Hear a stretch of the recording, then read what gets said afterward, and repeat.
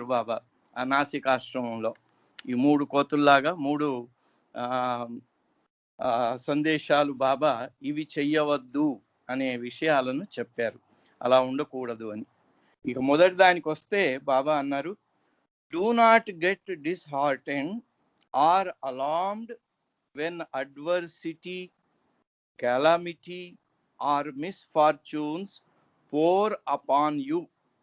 ఎప్పుడు డిసార్టన్ కాకుండా ఎప్పుడు ఉండాలి అంటే డిసార్టన్ కూడా కాకూడదట, భయభ్రాంతికి కూడా లోను కాకూడదట. ఎప్పుడు అడ్వర్సిటీ మనకు వ్యతిరేకత వచ్చినప్పుడు, ఇంకొకటి క్యాలమిటీ అంటే ప్రమాదాలు వచ్చినప్పుడు, ఇంకొకటి మిస్ఫార్చ్యూన్, అబ్బా దురదృష్టవంతుడిని నేను, దురదృష్టాలు అని అనుకుంటూ ఉంటాం. అంటే మనకు వ్యతిరేకత వచ్చినప్పుడు, ప్రమాదాలు ఎదురైనప్పుడు, మనకు దురదృష్టాలు మన పైన పడినప్పుడు, ఈ 3 కూడా బాబా అంటాడు పోర్ అపాన్ యూ, అవి వచ్చి నీ మీద పడిపోతాయి. అప్పుడు వాటిని సంతోషంగా భరించాలి, కానీ డూ నాట్ గెట్ డిస్హార్టెన్, దానికి మీరు ఏమాత్రం నిరుత్సాహపడిపోవద్దు, అధైర్యపడిపోవద్దు, ధైర్యంగా నిలబడండి అంటూ బాబా ఇంకా చెప్తూ ఏమంటున్నారు, ఎలా ఉండాలి అప్పుడు అంటే, అవన్నిటినీ సంతోషంగా స్వీకరించి thank God for thereby he has given you the opportunity of acquiring forbearance and fortitude. దానికి మనం భగవంతునికి కృతజ్ఞతలు తెలుపుకోవాలట. దేనికి? మనకు వ్యతిరేకత ఎదురైనా, మనకు ప్రమాదాలు ఎదురైనా, దురదృష్టం మన నెత్తి మీద పడిపోయి బాధలకు గురి చేసినా, అప్పుడు మనం భగవంతుడికి థ్యాంక్ గాడ్ ఫార్, దానికి భగవంతునికి కృతజ్ఞతలు చెప్పుకోవాలట. ఎందుకంటే he has given you the opportunity of acquiring forbearance అంటే సహనం. ఆ సహనాన్ని మనం చాలా దృఢంగా మన లోపల ఏర్పరచుకోవటానికి, సహనంగా ఉండటానికి భగవంతుడు మనకు ఒక అవకాశాన్ని కలిగించాడు అని భగవంతుడికి మనం కృతజ్ఞతలు చెప్పుకోవాలట. అండ్ ఫార్టిట్యూడ్ అంటే ధైర్యంగా ఉండి ఆ పరిస్థితులన్నిట్లో కూడా ఎంతో సహనంతో ఉండటం మనం నేర్చుకోవాలట. One who has acquired the power of bearing with adversity can easily enter upon the spiritual path. ఆధ్యాత్మిక మార్గంలో ఎంటర్ అవటానికి, ఇలా మనం ఇలాంటి పరిస్థితుల్లో వ్యతిరేకత వచ్చినప్పుడు, ప్రమాదాలు వచ్చినప్పుడు, దురదృష్టం అంతా వచ్చి మన మీద పడినప్పుడు కూడా మనం భగవంతుడికి కృతజ్ఞతలు చెప్పుతూ మనలో ఉన్న సహనాన్ని మనం చాలా దృఢతరం చేసుకోవటానికి ఆయన ఇచ్చిన అవకాశం అంటూ ధైర్యాన్ని కోల్పోకుండా ఉన్నట్టయితే బాబా అంటున్నారు, you will enter upon the spiritual path. ఆధ్యాత్మిక మార్గాన్ని అప్పుడు నువ్వు ఎంటర్ అవుతావు, దాంట్లో ప్రవేశం నీకు దొరుకుతుంది అన్నారు. గీతలో దాంట్లో కూడా భక్తి యోగంలో ఇదే చెప్పబడి ఉంది. శీతోష్ణ సుఖ దుఃఖేషు తథా మానవమానయో తుల్య నిందా స్తుతిర్మౌని సంతుష్టో ఏనకేనచిత్ అనికేత స్థిరమతి భక్తిమాన్ మే ప్రియోన్నరహ అన్నాడు. అప్పుడు కృష్ణుడుగా వచ్చినప్పుడు బాబా అలాంటి వాడు నాకు ప్రియుడు అన్నాడు. ఇది ఈ మొట్టమొదటిది. ఏ పరిస్థితుల్లో కూడా ధైర్యాన్ని కోల్పోకుండా, నిరుత్సాహపడకుండా ఆ పరిస్థితిని సంతోషంగా భగవంతుడు మన సహనాన్ని, మన ధైర్యాన్ని పెంపొందించుకోవటానికి ఇచ్చినటువంటి అవకాశంగా స్వీకరించినట్టయితే మనం ఆధ్యాత్మిక మార్గంలో ప్రవేశించే మన అర్హతను మనం దృఢతరం చేసుకుంటాము అని బాబా చెప్పినటువంటి మొదటిది. దీంట్లో మరి ఇవాళ ఉగాది కనుక నాకు ఒక కథ జ్ఞాపకం వచ్చింది. డిస్హార్టెన్ అంటే మనం చిన్న విషయాలకు కూడా డిస్హార్టెన్ అయిపోతుంటాం. ఉగాది రోజు మనకు తెలుసు, మరి బాబా పాటలు ఆస్థాన గాయకుడు ఆయన మధుసూదన్ పాట కూడా సీత పాడింది. అయితే ఆయన గుడి పాడువ అంటారు ఉగాదిని వాళ్ళు. మధుసూదన్ తల్లి బాబా అంటే చాలా ప్రేమ కలిగిన ఆమె. అందుకని తల్లి ఆ రోజు ఉగాది రోజు గుడి పాడవా అని మహారాష్ట్రలో ఏం చేస్తారంటే ఇంటి ముందే పెద్ద ఒక కొయ్యను పెట్టి దానికి ఒక కలశము, దానికి గుడ్డ జుట్టి కొత్త గుడ్డ, తర్వాత ఈ పంచదార చిలకలు దాంతో చేసినటువంటి ఒక మాలను దానికి వేస్తారు. అయితే అప్పుడు మధుసూదన్ వాళ్ళ అమ్మ ఏం చెప్పిందంటే మధుసూదన్ మరి ఉగాదికి ఇప్పుడు మనకు దేవుడంతా మనకెవరు మెహర్ బాబా అనే దేవుడు కదా, అందుకని ఈ కొయ్యకును ఆ కలశానికి వేసే బదులు ఈ పంచదార చిలకలతో చేసినటువంటి ఈ మాలను తీసుకెళ్ళి నువ్వు మెహర్ బాబా మెళ్ళో వేసి ఆయన దగ్గర నుంచి దాంట్లోంచి కొంత ప్రసాదం నాకు తెచ్చి ఇవ్వు అని ఆ మెహర్ బాబా దగ్గరికి వెళ్ళి ఈ పని చేయమని మధుసూదన్ తల్లి మధుసూదన్ను పురమాయించిందట. ఉగాది రోజు ఇదే, అంటే ఉగాది రోజు గుడి పాడవా రోజు. అయితే మధుసూదన్ ఏం చేశాడు, అలాగే దాన్ని తీసుకున్నాడు, ఆ పంచదార చిలకల మాల. దాన్ని అంటే ఇచ్చే పంచదార చిలుకలు అన్నిటిని కూడా ఒక దారానికి వేసేస్తారనమాట. ఆ దారంకి పెట్టేసి ఉంటాయి, దానికి అంటుకొని ఉంటాయి. అది తీసుకెళ్ళాడు. గురుప్రసాద్లో బాబా ఉన్నారు, అక్కడికి వెళ్ళారు. వెళ్ళేసరికి ఏమైంది, చాలా మంది వచ్చారు ఆ రోజు. సెలవును ఉగాది గుడి పాడవా రోజు కదా అని అందరూ వస్తే అందరూ బాబాకు గులాబీ దండలు ఇవి, తర్వాత పెద్ద పెద్ద స్వీట్ ప్యాకెట్లు అన్నీ వచ్చాయట. అవన్నీ చూసి ఈయన అనుకున్నాట, అయ్యో బాబాకి ఇంత పెద్ద పెద్ద దండలు, గులాబీ దండలు, మంచి సువాసన భరితమైనటువంటి పూల దండలు అందరు తెచ్చి వేస్తున్నారు, స్వీట్ ప్యాకెట్లు ఇస్తున్నారు. నేను ఈ చిన్నపిల్లలు మెళ్ళో వేసుకునే ఈ పంచదార చిలకల ఈ పేరును, ఈ మాలను, ఈ దండను నేను వేస్తే ఏం బాగుంటుంది అని డిస్హార్టన్ అయినాడు ఆయన. బాబా అన్నారు కదా, డూ నాట్ గెట్ డిస్హార్టెండ్. బాబా చెప్పింది అయితే ఇంకా అడ్వర్సిటీ, క్యాలమిటీ అండ్ మిస్ఫార్చ్యూన్స్. ఇక్కడ ఏం లేదు, ఆయన కొంచెం చిన్నబుచ్చుకున్నాడు, ఇన్ఫీరియారిటీ కాంప్లెక్స్ వచ్చింది ఆయనకి. దాంట్లో ఆయన అయ్యో ఇది నేను ఎలా బాబా మెళ్ళో వేయాలి అని చాలా ఇన్ఫీరియారిటీ ఫీల్ అయిపోయి ఏం చేశాడు, ఆ లోపలికి బాబా దగ్గరికి వెళ్ళే ముందే ఆ గోడ వైపు చూస్తే అక్కడ 2 మేకులు ఉన్నాయి. దీన్ని ఈ దండను ఆ మేకేసి లోపలికి వెళ్ళిపోయి అందరు దర్శనార్థులతో పాటుగా ఊరికే నిలబడి బాబా దర్శనం కోసం వెళ్తున్నాడు. మధుసూదన్ బాబా దగ్గరికి వస్తూ ఉంటే బాబా ఒక పెద్ద ఆయన లీలామానుష విగ్రహుడు కదా, ఆయన లీల చాలా అద్భుతంగా ఉంటుంది. ఈరిచిని పిలిచి, ఈరిచ్ ఏంటి ఇక్కడ అంతా నాకేదో స్వీట్ స్మెల్ వస్తుంది, తీయటి స్మెల్ వస్తుంది, ఎక్కడి నుంచి వస్తుంది, ఏముంది, దానికి కారణం ఏమిటి, నువ్వు అంతా వెతికి అదేమిటో చెప్పు నాకు అన్నాడు. అందరు ఏమిటో ఎవరికి అర్థం కాలేదు, మధుసూదన్కి అర్థమైపోయింది. అయితే ఈరిచి అన్నాడు, చూస్తాను బాబా అని వెళ్ళి లోపల హాలంతా చూశాడు, ఏం కనబడలేదు. ఎందుకైనా మంచిదని ఆ డోర్లోంచి కొంచెం బయటికి వెళ్ళి చూస్తే ఏముంది, అక్కడ గోడకు మేక్కి మధుసూదన్ తెచ్చిన ఆ దండ దానికి వేసి ఉంది. ఆయనకు కూడా ఆ తీపి వాసన వచ్చిందేమో, ఆ దండను తీసుకెళ్ళి, బాబా ఇదిగో అక్కడ ఎవరో బయట గోడకు మేకుకి ఇది తగిలించేశారు అని చెప్పి ఆ పంచదార చిలకల పేరును, ఆ మాలను తీసుకెళ్ళి బాబాకి ఇచ్చేశాడు. అక్కడి నుంచి నాకు ఈ వాసన వస్తుంది అని బాబా తీసి అప్పటికి సరిగ్గా ఈ మాల ఈరిచి తేవటం, ఆ సరిగ్గా మధుసూదన్ బాబా దర్శనానికి బాబా ముందుకు రావటం.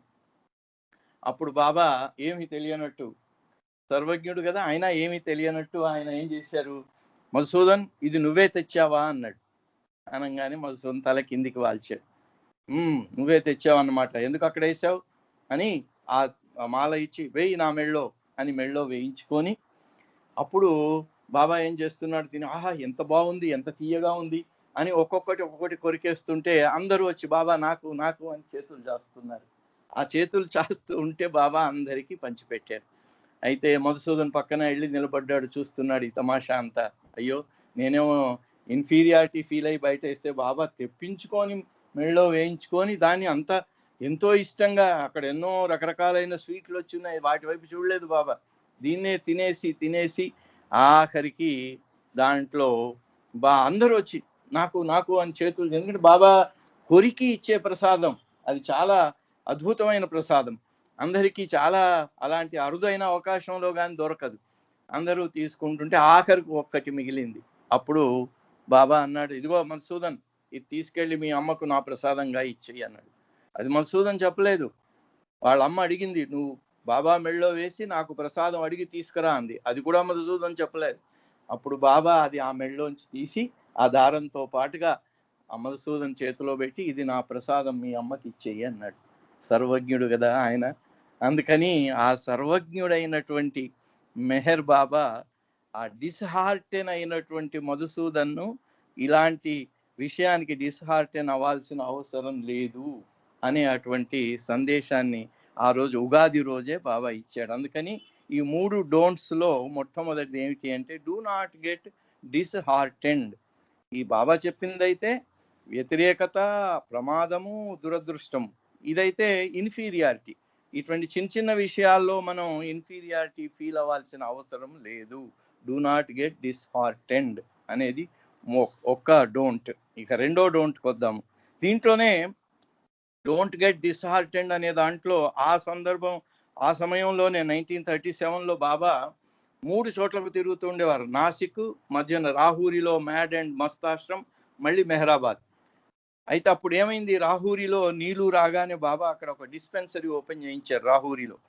ఆ రాహూరిలో చాలా మంది ఇంకా అది తెలిసిపోయిన తర్వాత పాపం ఏ డాక్టర్ దగ్గరికి వెళ్ళి ట్రీట్మెంట్ చేయించుకోవటం అనే అదృష్టానికి నోచుకొని వాళ్ళు 100 మంది వచ్చేవారు రోజు ఆ డిస్పెన్సరీకి. ఒకరోజు ఏమైంది, ఒక ముసలామె వచ్చింది. చాలా ఇదిగా తలంతా పురుగులతో నిండి ఉందట. తల మీద పెద్ద గాయం అయిపోయింది. ఆమెకు తెలుసు ఇంకా నేను బ్రతకను అని. ఆమె వచ్చి ఆ హాస్పిటల్లో డాక్టర్ ఎవరు, నాకు ట్రీట్మెంట్ చేయండి అని అడగలేదట. ఆమె వచ్చి రాగానే అరుస్తూ, బాబా ఎక్కడున్నాడు, మెహర్ బాబా ఎక్కడున్నారు, మెహర్ బాబాను చూడాలి, నేను చనిపోయే ముందు మెహర్ బాబాను చూడాలి, ఎక్కడున్న బాబాను పిలిపించండి. బాబా మెహరాబాద్లో ఉన్నారు. ఇది రాహూరి. రాహూరిలో ఆమె డాక్టర్ని అడగలేదు, మందు అడగలేదు ఆ నొప్పికి. కానీ బాబా కావాలి, బాబా దర్శనం కావాలి అనే అడుగుతుంది. అది తప్ప వేరే మాట మాట్లాడలేదు. అంటే అంతటి దుర్భర పరిస్థితిలో, అనారోగ్యంతో బాధపడి ఇప్పుడో ఇక క్షణానికో చనిపోతాననే పరిస్థితిలో కూడా ఆమె ఆ పరిస్థితికి, ఆ దురదృష్టానికి కుంగిపోలేదు, దానికి వగచలేదు. ఆమె ఆ మిస్ఫార్చ్యూన్ కూడా లెక్క చేయకుండా, నాకు బాబా ఎక్కడున్నాడు పిలువండి, బాబా దర్శనం చేసుకో, చనిపోతానంటే వెంటనే బాబాకు మెహరాబాద్కు సమాచారం పంపించారు. మరి అక్కడికి ఇక్కడికి రావడానికి కనీసం 1 గంట అయినా పడుతుంది. ఆమె అప్పటి వరకు బాబా బాబా అనే అంటుంది, కానీ నాకు ఏదన్నా ట్రీట్మెంట్ చేయండి, మందు ఇవ్వండి అని అడగలేదు. వెంటనే బాబా కూడా, ఆయన సర్వజ్ఞుడు కదా, వెంటనే మెహరాబాద్ నుంచి రాహూరి వచ్చాడు. వచ్చేసరికి ఆమె బాబా బాబా తప్ప వేరే ఏమి అనటం లేదు. అప్పుడు ఆమెను తీసుకొని బాబా అలాంటి ఆ తలంతా పురుగులు ఇదవుతున్నాయట, మాగెట్స్ అన్నారు దానికి.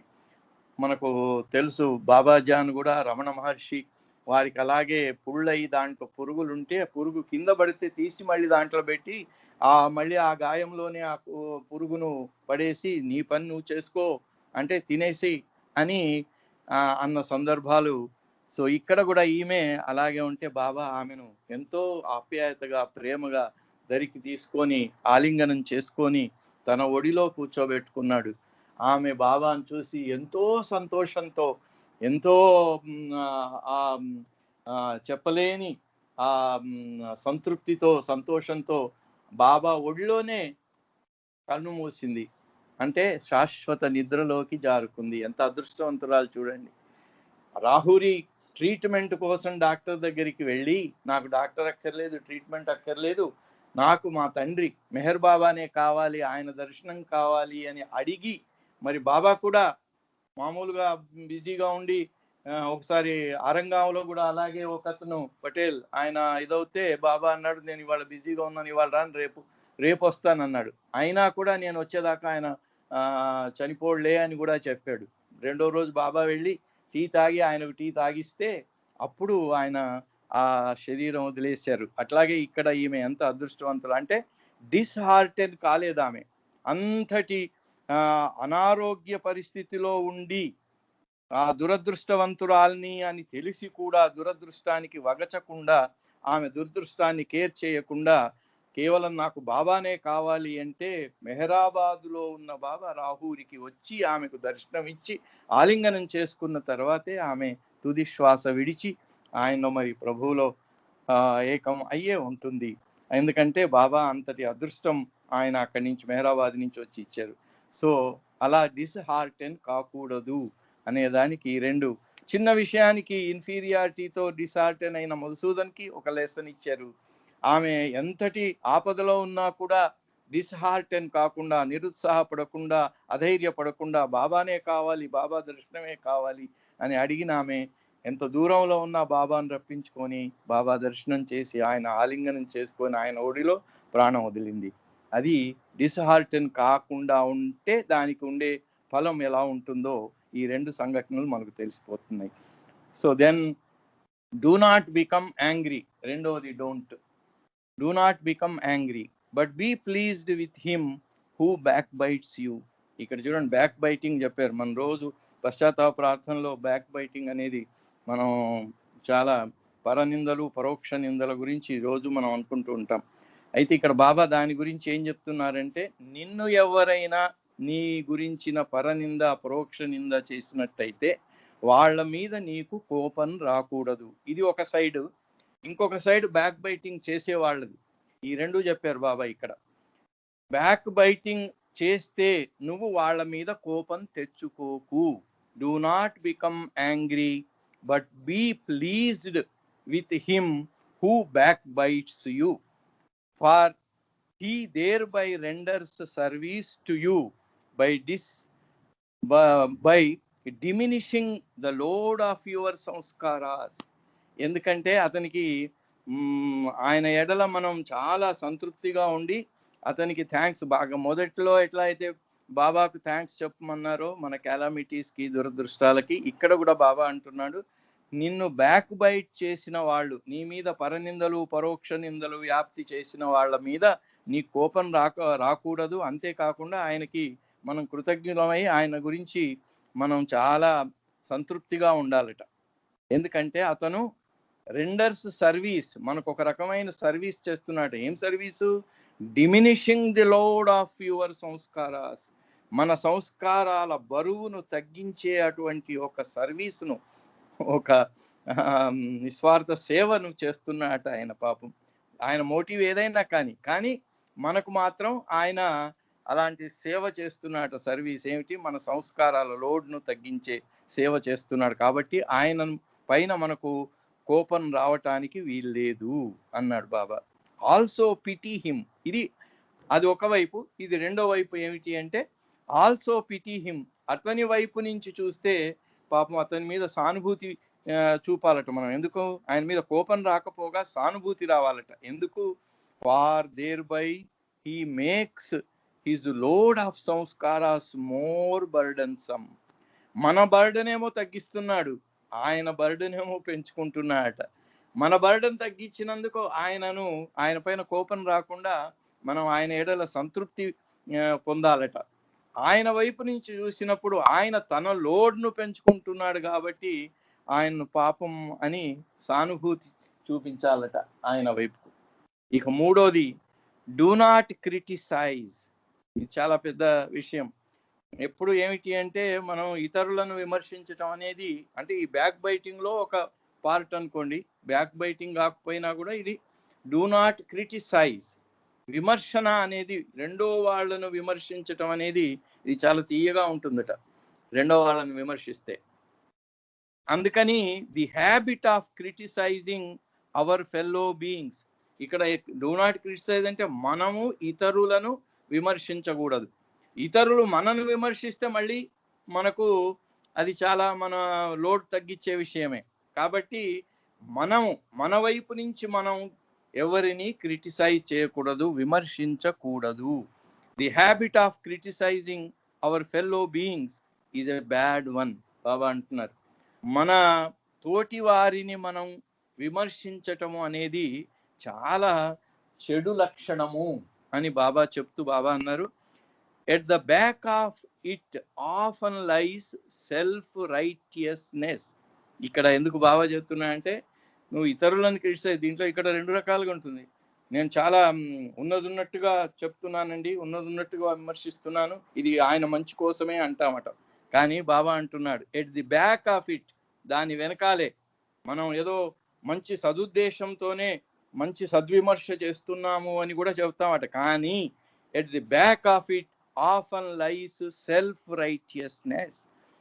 ఒక సందర్భంలో ఎవరో చెప్పారు, ఈ గీతను తుడిపేయకుండా చిన్నగా చెయ్యాలి అంటే పక్కన ఒక పెద్ద గీత గీస్తే చిన్న గీత, ఆ గీత చిన్నగా అయిపోతుంది. అది చిన్నగా, అది పెద్దగా కావాలంటే దాని పక్కన చిన్న గీత గీయాలని. అట్లాగే ఇక్కడ మనం ఇతరులను చిన్నగా చేయటము, ఇతరులను విమర్శించి వాళ్ళ ఎడల న్యూనతను ఆపాదించటము అనే విషయము, దానికి వెనకాల మనం అనుకున్నా అనుకోకపోయినా, తెలియకపోయినా at the back of it, అలాంటి ఆ ప్రవర్తన, ఆ స్వభావం వెనకాల ఆఫన్ లైస్ సెల్ఫ్ రైచియస్నెస్, నేను కరెక్టు, నేను ఇది అనేటువంటి ఒక అది ఉంటుందట. ఆఫన్ లైస్ సెల్ఫ్ రైచియస్నెస్, నేను కరెక్టు అనేటువంటి ఒక అహంభావం దాని వెనకాల దాగే ఉంటుందట. అది మనం బయటికి చెప్పినా చెప్పకపోయినా, తెలిసినా తెలియకపోయినా. దాని వెనకాల ఇంకా ఏముంటుంది అంటున్నాడు Baba, conceit and false sense of superiority. మనం ఉన్నదాన్ని మనం దాచుకొని ఎప్పుడు మనం ఆ విమర్శించే దాంట్లోనే ఏమైంది, వాడికంటే మనం గొప్ప అని చెప్పుకోకుండా వాడిని తప్పు అని చెప్పటంలో ఆ క్రిటిసైజన్స్ ఈ వెనకాల దాగి ఉంటుంది అని బాబా చెప్తూ, sense of superiority sometimes it indicates envy. కొన్నిసార్లు, అది అన్నిసార్లు అందరిలో అన్ని వేళలా ఉండాల్సిన పని లేదు, కానీ ఈ సెన్స్ ఆఫ్ సుపీరియారిటీలో కొన్నిసార్లు ఎన్వి అంటే ఈర్ష్య కూడా ఉంటుంది. ఆర్ డిజైర్ ఫార్ రిటాలియేషన్, రెండో వాడిని చిన్నబుచ్చాలి అనేటువంటి ఆ కోరిక కూడా ఉంటుందట. ఇలాగా ఈ 3 డోంట్స్ అనే విషయం బాబా చెప్పారు. ఈ డూ నాట్ క్రిటిసైజ్ అనే దాంట్లో మనకు మొట్టమొదటి బాబా పుస్తకం the perfect master the God man రాసినటువంటి ఆయన సిబి పర్దం 55లో బాబా ముందు ధుని వెలిగించి, ఆ ధుని దగ్గర బాబా అన్నారు, నీ వీక్నెస్ను వదులుకోవాలి అంటే ఇప్పుడు వదులుకోండి అని చెప్పింది. అప్పుడు ఆయన ఎప్పుడు నాకు అందరినీ విమర్శించటమే పెద్ద పనిగా ఉంటుంది, అందుకని ఈరోజు ఈ ధునిలో అది వేస్తానని వేస్తాడట. బాబా అన్నాడు, ఈ ధునిలో ఎవరైతే సత్సంకల్పంతో వారికి ఉన్న వీక్నెస్ వదులుకోవటానికి ఈ ధునిలో ఆ కర్ర ముక్క వేసి కోరుకున్నట్టయితే అది జరిగిపోతుందన్నారు. చాలా మందికి చాలా అనుభవాలు ఉన్నాయి. అయితే సిబి పర్దం మాత్రం ఆయన ఇది క్రిటిసిజం అనే దాన్ని వదిలేసుకున్నాట. ఆయన అంటాడు, ఆ తర్వాత చాలా పులి లాంటి వాడు మేకపిల్లలాగా అయిపోయినాడు అని. అంత ఇదిగా ఆయన మారిపోయాడట బాబా కృపతో. ఆ ధునిలో క్రిటిసిజం అనే దాన్ని వదిలేసిన దాని ఫలితంగా. అలాగే మనకు బాబా చెప్పిన ఈ 3, డూ నాట్ డిస్హార్టెన్, ఎప్పుడు ఏ పరిస్థితిలో కూడా అదొకటి. డూ నాట్ బికమ్ యాంగ్రీ, రెండో వాళ్ళ మీద యాంగ్రీ అవద్దు. అతను మనల్ని విమర్శించినా, మన గురించిన అపనిందలు చేసినా కూడా, మనం పరనిందలు పరోక్ష నిందలు చేసినా కూడా యాంగ్రీ కాకూడదు. ఎందుకంటే ఆయన మన లోడు తగ్గించి ఆయన లోడు పెంచుకుంటాడట పాపం. అలాగే డూ నాట్ క్రిటిసైజ్, ఎందుకంటే దాని వెనకాల నేనే రైటు అనేది ప్లస్ సెన్స్ ఆఫ్ సుపీరియారిటీ ఉంటుంది కాబట్టి అది మళ్ళీ మన బరువును పెంచుతుంది. అందుకని ఎవరిని క్రిటిసైజ్ చేయవద్దు అనే విషయాలు, ఈ 3 విషయాలు మరి ఉగాది పచ్చడి తిని మనం అన్ని కష్ట సుఖాలను ఒకే రకంగా అనుభవించాలి అనే అటువంటి సందర్భానికి బాబా నాసిక్ ఆశ్రమంలో తన పాశ్చాత్య ప్రేమికులకు ఇచ్చినటువంటి 30 ఏళ్ళలో ఇచ్చిన ఈ 3 డోంట్స్, గాంధీజీలాగా 3 కోతుల ఉదాహరణ లాగా ఈ 3టిని దృష్టిలో పెట్టుకుంటే నిజంగా మనం మన ప్రియతముని దగ్గరికి చేరే మార్గంలో త్వరగా ఆయన దగ్గరికి వెళ్ళగలుగుతాము, ప్రేమించడంలో కృతార్థులం అవుతాము అని అది గుర్తు పెట్టుకోవాలని కోరుకుంటూ అవతార్ మెహర్ బాబా की जय. జై బాబా రామకృష్ణ గారు. జై బాబా. జై బాబా. జై బాబా. జై బాబా. జై బాబా.